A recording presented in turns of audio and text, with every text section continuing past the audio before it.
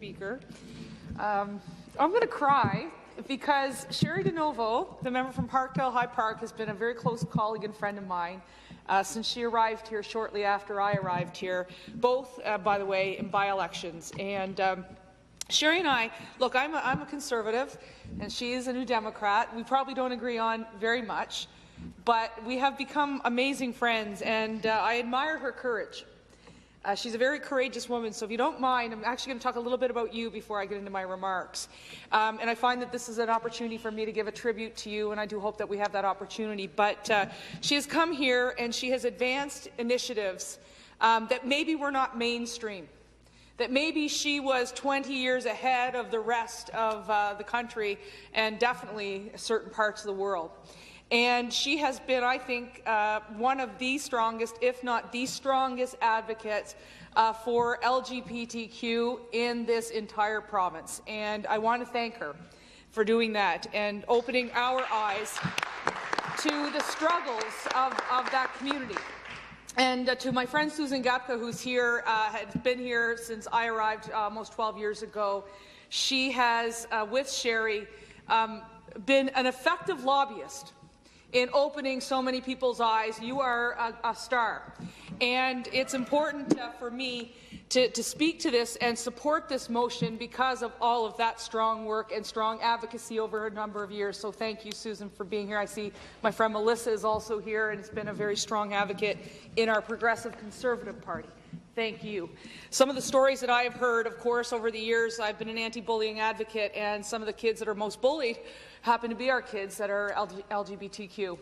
And one of my pieces of legislation that I brought forward on the floor of this Assembly was as a result of a young gay man in Ottawa who took his own life because when he was 15 years old, he was on the bus and some bullies decided they were going to take some AC/DC batteries and stuff them down his throat.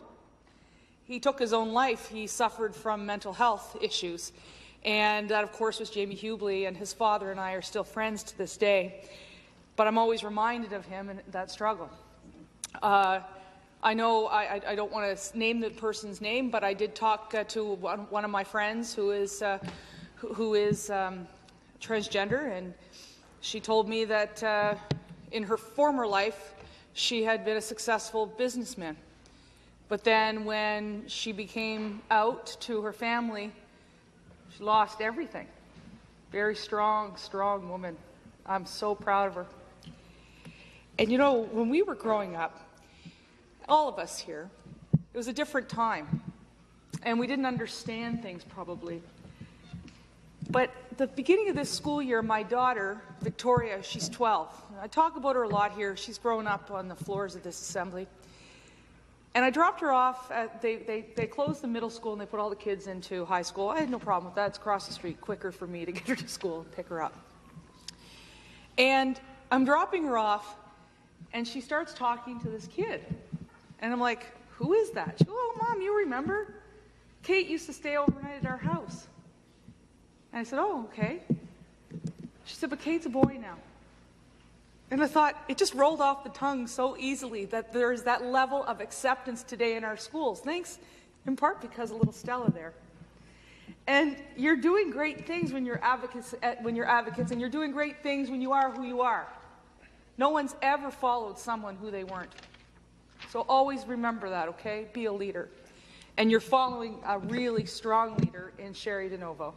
And so I know I'm not supposed to use names, but I think you'll indulge me this one time. Sherry, when you leave this place, it doesn't mean that you've lost any of your influence. I know that you're going to continue to come to Queen's Park, and you're going to continue to fight for what you believe is right. And we'll all continue to follow you as a strong leader. And I know that you have many supporters in the gallery who are grateful for all of the work, all of the heart, all of the dedication you have put in, not just to this issue, but predominantly this issue, and taking it to the floor of the Assembly. So you, my friend, I'm grateful to have worked with you. I'm grateful to know you, and I look forward to following your career outside of this place. Thank you very much. Further debate.